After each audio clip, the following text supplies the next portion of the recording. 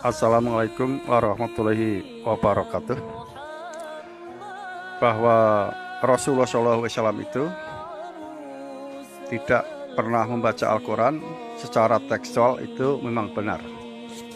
Karena memang Rasulullah adalah orang ummi, yaitu orang yang buta huruf, tidak mengenal huruf Arab.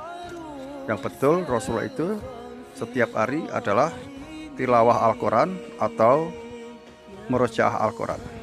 Jadi kalau membaca Al-Quran sampai 3 atau 4 halaman itu jelas tidak masuk akal.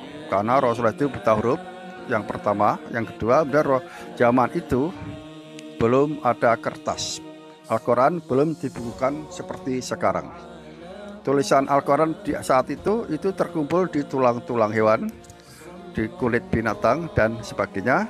Dan tulisan Arabnya masih sangat kuno, tidak ada titik, tidak ada harokat dan sebagainya.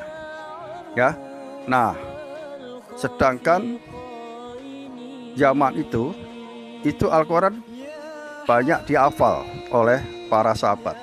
Tentu orang pertama kali yang menghafal Al-Quran itu atau yang hafal Al-Quran itu pasti Rasulullah Shallallahu Alaihi Wasallam, karena Rasulullah adalah orang yang dijamin kesuciannya oleh Allah Subhanahu wa Ta'ala. Beliau orang yang maksum, terbebas dari salah dan dosa. Sebagaimana halnya sifat Nabi itu salah satunya adalah fatonah, punya kecerdasan dan ingatan yang tajam, ingatan yang sangat kuat. Jadi sekali lagi, kalau ada yang mengatakan bahwa Rasulullah itu setiap hari membaca Al-Quran, itu jelas salah. Yang benar, Al-Quran itu bukan dibaca oleh Rasulullah secara tekstual, tapi Rasulullah itu memang mentilawahkannya ya dengan cara murajaah. Memang beliau hafal di luar kepala. Ya, kebanyakan para sahabat juga demikian. Kalaupun ada yang menulisnya itu ya dikarenakan sebagai semacam suatu kebanggaan, dan itu memang diperintahkan oleh Rasulullah untuk menulisnya.